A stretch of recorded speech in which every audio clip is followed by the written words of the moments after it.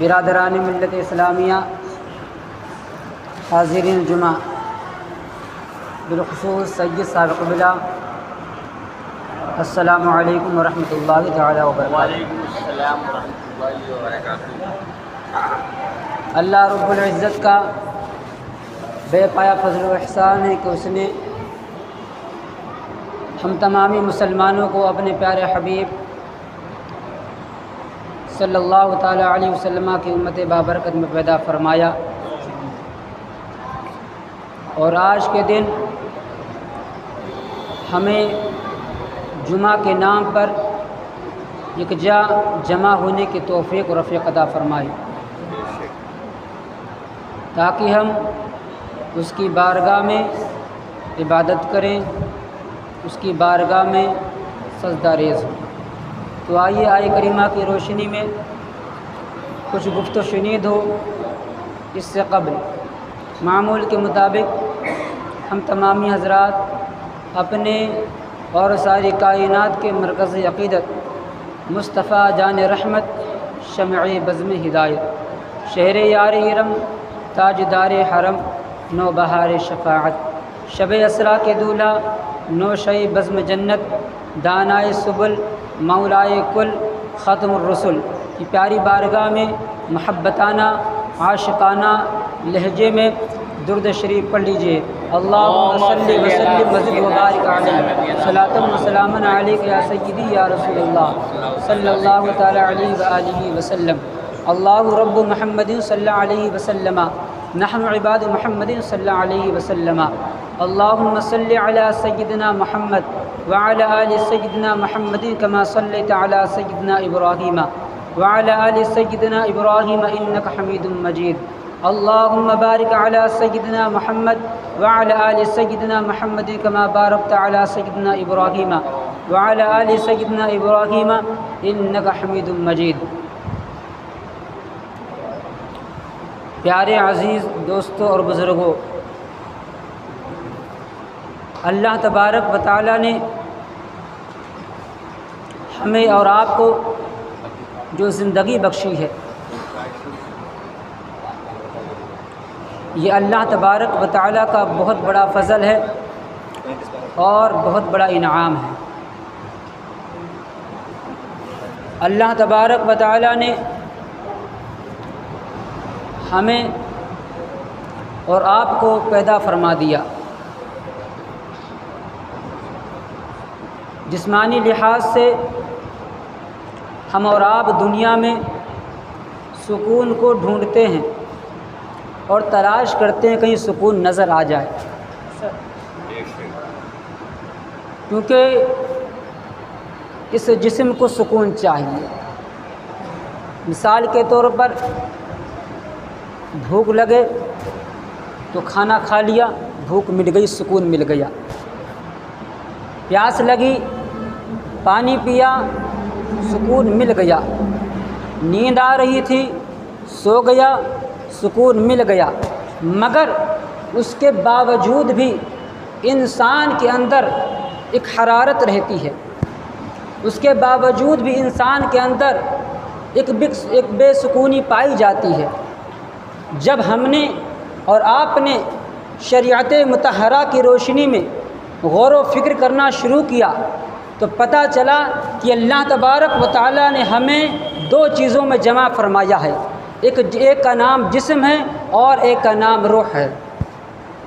اگر بندے خدا اپنی جسمانی طور پر سکون کو حاصل کر لیتا ہے تو اسے سکون حاصل ہو جائے گا، مگر قلبی سکون کے لیے، روح کی تسکین کے لیے رب ارشاد فرماتا ہے الا بذکر اللہ تطمئن القلوب، یعنی اے میرے بندو سنو، اگر تم جسمانی سکون کو حاصل کرنا چاہتے ہو تو دنیاوی نعمتوں کو حاصل کرو اور سکون حاصل کرو۔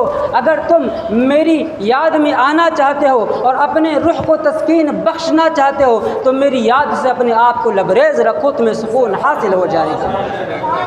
اللہ تعالیٰ نے ہمیں اور آپ کو قلبی سکون عطا فرمایا ہے۔ ہم نے ما قبل جمعہ میں مشکات شریف کی حدیث مبارکہ سنانے کی کوشش کی تھی، جس میں ہم نے اور آپ نے جانا تھا کہ اسلام آخر کیا ہے، ایمان کیا ہے، احسان کیا ہے، اور قیامت کب آئے گی اور قیامت کی نشانیاں کیا ہیں۔ اگر ہم اور آپ اسلام کے پہلو کو دیکھیں، اسلام پر غور و فکر کریں، تو اللہ تبارک و تعالیٰ نے ہم پر بہت بڑا احسان کیا ہے۔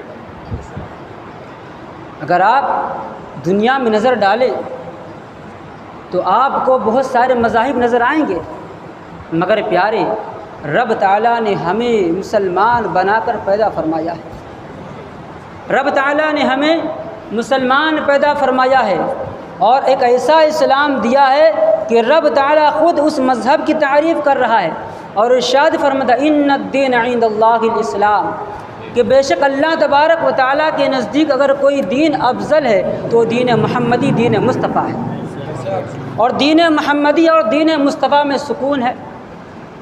مگر پیارے غور و فکر کرنے والی بات ہے، ہمارے گھر میں جو کوئی بچہ پیدا ہوتا ہے وہ تو مسلمان پیدا ہوتا ہے، وہ تو جیسے پیدا ہوا اس کے کانوں میں اذان دی جاتی ہے، اس کو کلمہ پڑھایا جاتا ہے، سکھایا جاتا ہے، قرآن کی تعلیم دی جاتی ہے، کتنا آسان سا لگتا ہے۔ مگر پیارے اس اسلام کے پہنچنے میں ہمارے پاس بہت ساری دشواریاں ہم نے دیکھی نہیں ہے، ہم نے جانی نہیں ہے۔ ہم تک اسلام کیسے پہنچا ہے ہم نے نہیں جانا، ہم نے کتابوں کو اوراق کو نہیں پڑھا۔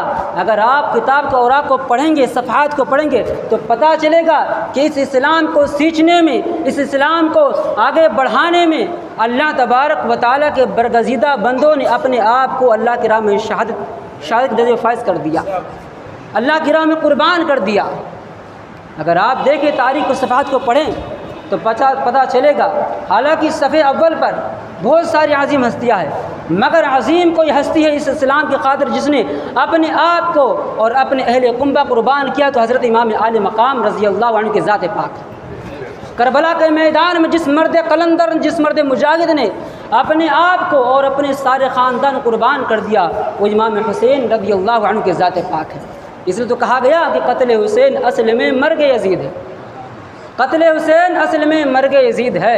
اسلام زندہ ہوتا ہے ہر کربلا کے بعد۔ یعنی کیا پتہ چلا، جب آپ قربانیاں دیں گے، جب آپ اپنے آپ کو اللہ کی راہ میں قربان کر دیں گے، تب جا کر اللہ تبارک و تعالیٰ آپ کو عروج بخشے گا، اور ایسا عروج بخشے گا کہ جب تک دنیا میں رہیں گے آپ کا نام لیا جائے گا، اور جب دنیا سے چلے جائیں گے تب بھی آپ کا نام لیا جائے گا۔ اللہ تبارک و تعالیٰ ایسے بندوں کو مقام بخشتا ہے جو اس کے دین کے لیے جیتے ہیں، جو اس کے دین کے لیے مرتے ہیں۔ اگر آپ تاریخ کی صفحات کو اٹھا کر پڑھیں تو آپ کو پتہ چلے گا کہ حضرت عمار رضی اللہ تعالیٰ عنہ ہیں، جن کا عظیم واقعہ آپ کے کوشش گزار۔ حضرت عمار بن یاسر رضی اللہ تعالیٰ عنہ جنگ احد میں ہیں۔ جنگ احد اسلامی جنگوں میں سے دوسرا جنگ ہے۔ اسلامی جنگیں جو لڑی گئی ہیں ان میں جو پہلی جنگ وہ جنگ بدر ہے، اور دوسری جو جنگ ہے جنگ احد ہے۔ تو جنگ احد میں ذرا دیکھیے، حضرت عمار بن یاسر رضی اللہ تعالیٰ عنہ کو کفار مشرکین نے شدید زخمی کر دیا اور آپ زمین پر گر گئے۔ جسم چور چور ہے، خون سے جسم لت پت ہے، مگر دل میں ایک آرزو ہے، دل میں ایک آرزو ہے، ایک خواہش ہے، اور کہتے ہیں رب کی بارگاہ میں اپنے دل سے، اپنے لبوں سے، اے رب تعالیٰ مجھے معلوم ہے تیری بارگاہ میں پہنچنے والا ہوں، مگر میری التجا یہ ہے کہ سب سے پہلے میں گنبد خضرا کے آقا کو دیکھ لوں، سب سے پہلے میں اسلام کے لانے والے بانی کو دیکھ لوں، اس کے بعد میری روح قبض ہو جائے۔ یہ آرزو تمنا جب اللہ کی بارگاہ میں کرتے ہیں اور زمین پر گر جاتے ہیں، رینگتے ہیں، جس طرح کی چینٹی چلتی ہے زمین پر اس طرح رینگتے ہیں، اور رینگتے رینگتے آگے بڑھتے چلے جاتے ہیں۔ اچانک سے چہرے مصطفیٰ، جلوہ مصطفیٰ نظر آتا ہے تو کہتے ہیں فزت برب الکعبہ، اے رب کعبہ تیری قسم میں کامیاب ہو گیا۔ اے رب کعبہ میں کامیاب ہو گیا۔ ایک بندہ جس کو شہادت کا درجہ ملنے والا ہے وہ یہ نہیں کہہ رہا میں کامیاب ہوں اس لیے کہ میں تیری بارگاہ میں اپنی جان قربانی پیش کر رہا ہوں، بلکہ یہ کہہ رہا ہے اے رب تعالیٰ تیری بارگاہ میں اس لیے کامیاب ہو گیا کہ جب تک میں زندہ تھا چہرے مصطفیٰ کو دیکھتا رہا، جب دنیا سے جاؤں چہرے مصطفیٰ کو دیکھ رہا۔ حضرت عمار بن یاسر رضی اللہ تعالی عنہ جب مصطفیٰ کریم کا دیدار کرتے ہیں تو آپ کی روح پرواز کر جاتی ہے، بلکہ ایک شاعر کہتا ہے یہی دل کی حسرت یہی آرزو ہے حضور آپ کو دیکھنا چاہتا ہوں۔ کس کی آرزو نہیں، کس کی خواہش نہیں، کس کی تمنا نہیں کہ میں حضور کو دیکھوں۔ ہماری اور آپ کی خواہش ہے کہ حضور کے جلوے کو دیکھیں، مگر پیارے ان آنکھوں میں وہ جذبہ وہ شوق نظر نہیں آ رہا، صرف زبانیں اور آپ کہہ دیتے ہیں کہ حضور کا جلوہ کاش نظر آ جائے۔ ان آنکھوں میں اگر حضور کے جلوے کو بسانا ہے تو اسلام کی شریعت مطہرہ کے صحیح طریقے پر چلنا ہوگا، اسلام کے ہر پہلو پر عمل کرنا ہوگا، تب جا کر مصطفیٰ کریم کا دیدار ہوگا۔ اس طرح آپ واقعے کو اٹھائیں اور تاریخ کو پڑھیں تو آپ کو ایک عظیم ہستی نظر آتی ہے، حضرت مصعب بن عمیر رضی اللہ تعالی عنہ۔ جنگ احد کا واقعہ ہے، ان کا بھی جنگ احد کا واقعہ ہے۔ آپ اسلام کے پرچم کو اٹھائے ہوئے ہیں، اسلام کے علم کو آپ اٹھائے ہوئے ہیں اور اٹھا کر یہ سبق دے رہے ہیں اے لوگوں، اے کفار مشرکین، جب تک یہ مصعب بن عمیر زندہ ہے اسلام کا پرچم نہیں گرے گا اور اسلام نہیں ختم ہوگا۔ حضرت مصعب بن عمیر اسلام کے جھنڈے کو بلند کرے ہوئے ہیں۔ ابن قیمیہ دیکھتا ہے تو کہتا ہے کہ اسلام کا جھنڈا بلند نظر آ رہا ہے، وہ شدید غصے میں آتا ہے اور آنے کے بعد ایک ہی وار کرتا ہے کہ آپ کا ہاتھ ٹوٹ کر گر جاتا ہے، آپ کا ہاتھ زخمی ہو کر نیچے ٹوٹ جاتا ہے، ختم ہو جاتا ہے، کٹ جاتا ہے۔ مگر اس مرد قلندر پر قربان ہماری اور آپ کی جانیں، وہ مرد قلندر پہ اپنے بائیں ہاتھ سے اس اسلام کے علم کو اٹھاتا ہے اور اٹھانے کے بعد میں پھر دعوت سبق دیتا ہے لوگوں ابھی مصعب بن عمیر زندہ بھی اسلام کا پرچم نہیں گرے گا۔ وہ مرد قلندر جب دوسری مرتبہ اٹھاتا ہے پھر اسلام کے علم کو تو پھر ایک اور کفار و مشرکین میں سے شخص دیکھتا ہے تو اور غضبناک ہو جاتا ہے اور کہتا ہے کہ ابھی ان کا ہاتھ کٹا تھا دایاں اور پھر اس کے باوجود بھی دیکھو کہ انہوں نے اسلام کا پرچم اٹھایا ہوا ہے، اسلام کا جھنڈا اٹھایا ہوا ہے۔ آگے بڑھتا ہے، آگے بڑھنے کے بعد آپ کے بائیں ہاتھ پر وار کرتا ہے، وہ آپ کا بائیں ہاتھ بھی کٹ جاتا ہے، وہ آپ کا بائیں ہاتھ بھی کٹ جاتا ہے، مگر قربان پھر ہمارے اور آپ کی جانور پر پھر وہ مرد قلندر اپنے کٹے ہوئے بازوؤں سے پھر اسلام کے علم کو اٹھاتا ہے۔ تو ابن قیمیہ کہتا ہے کہ آخر کون ہے جس نے پھر اسلام کے جھنڈے کو اٹھایا ہوا ہے؟ جب تیسری مرتبہ اس کی نظر جاتی ہے تو کیا دیکھتا ہے؟ وہی مصعب بن عمیر ہے کہ ان کے دونوں بازو کٹے ہوئے ہیں، دونوں ہاتھوں کٹے ہوئے ہیں، مگر اس کے باوجود بھی اسلام کے پرچم کو اٹھائے ہوئے ہیں اور یہ دعوت سبق دے رہے ہیں کہ جب تک مصعب بن عمیر زندہ ہے اسلام کا پرچم نہیں گرے گا، اسلام کا جھنڈا نہیں گرے گا۔ آخر کار ابن قیمہ تیش میں آتا ہے اور آنے کے بعد دور جاتا ہے، دور جانے کے بعد میں ایک تیر لیتا ہے، تیر لینے کے بعد اس طرح وار کرتا ہے آپ کے پیشانی کو وہ تیر لگتا ہے اور آپ کے سر کے پیچھے سے نکل جاتا ہے اور آپ کی روح پرواز کر جاتی ہے۔ یہ وہ مرد قلندر ہے کہ جنہوں نے اسلام کے لیے اپنے آپ کو قربان کیا، جب جا کر ہمارے پاس اسلام پہنچا ہے اور آج ہمارے گھروں میں جو ہے بچہ بچہ کلمہ پڑھ رہا ہے اور ہم اور آپ نماز پڑھ رہے ہیں۔ مگر پیار اتنا ہی نہیں، وہ حضرت مصعب بن عمیر کی ذات پاک ہے۔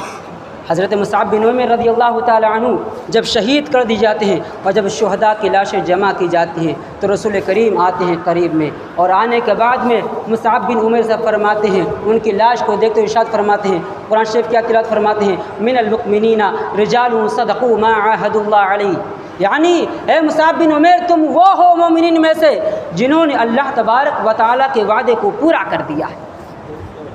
مطلب کیا؟ جب اللہ تبارک و تعالیٰ نے تمام روحوں کو، انسانوں کی روحوں کو پیدا فرمایا تھا، چاہے وہ مردوں کی روح ہوں چاہے وہ عورتوں کی روح ہوں، تو اللہ تبارک و تعالیٰ نے ارشاد فرمایا تھا اور پوچھا تھا الستُ بربکم، کیا میں تمہارا رب نہیں ہوں؟ کیا پوچھا تھا؟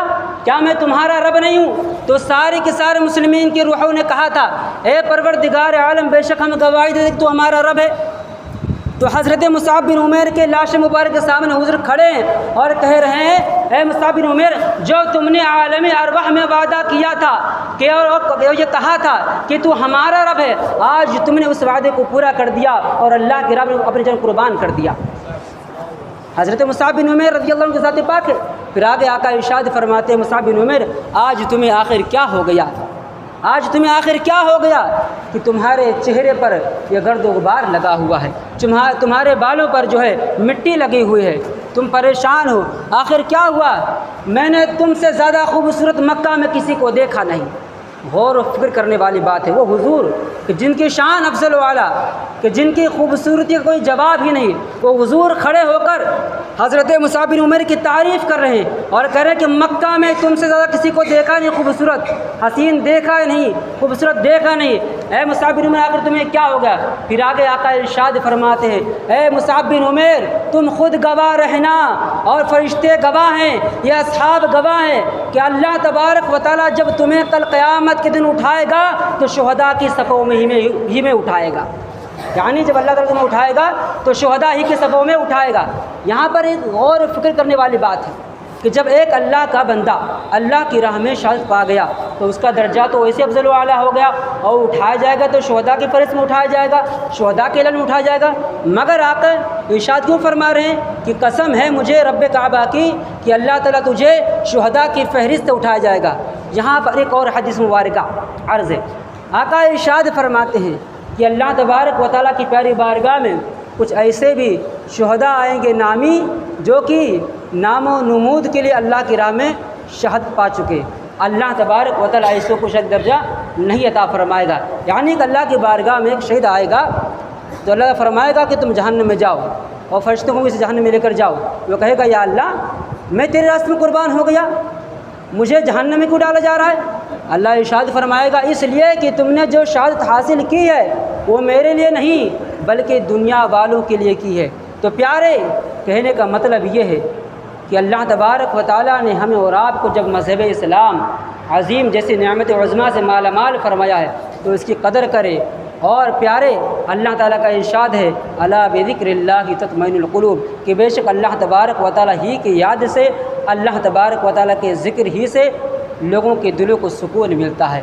اللہ تبارک و تعالیٰ کی یاد سے غافل ہو جائیں گے تو آپ کا دل بالکل مضمحل ہو جائے گا، پریشان رہے گا، آپ کو سکون نہیں ملے گا۔ چاہے آپ کو دنیاوی طور پر جو ہے مال و منال مل جائے، دولت مل جائے، ثروت مل جائے، مگر آپ کو جو ہے وہ جو سکون ہوتا ہے جس کو قلبی سکون کہتے ہیں وہ آپ کو حاصل نہیں ہوگا۔ اگر آپ قلبی سکون چاہتے ہیں، اکثر لوگ تو الحمدللہ مرید ہیں، تو ہمارے یہاں جو ہر جمعرات کو بعد مغرب جو ہے ضرب لا الہ ہوتا ہے۔ اگر آپ تشریف لائیں گے تو آپ کو پتہ چلے کہ اللہ تبارک و تعالیٰ کے ذکر میں کتنا مزہ ہے۔ جمعرات کے دن ہمارے یہاں بعد مغرب کے ضرب لا الہ ہوتا ہے، یعنی لا الہ پڑھا جاتا ہے، ورد کیا جاتا ہے۔ اگر آپ آئیں تو پتہ چلے آپ کو کہ اللہ تعالیٰ کی یاد میں کتنا مزہ ہے۔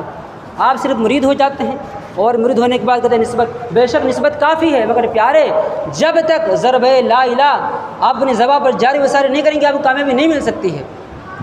اگر آپ چاہتے ہیں کہ آپ کو وہ مزہ ملے تو آپ آئیے ہمارے اس جو ہے مسجد میں، مدرسے میں، آپ کو الحمدللہ سکون ملے گا، وہ مزہ ملے گا جو مزہ ملنے کا حق ہے ایک بندے کو۔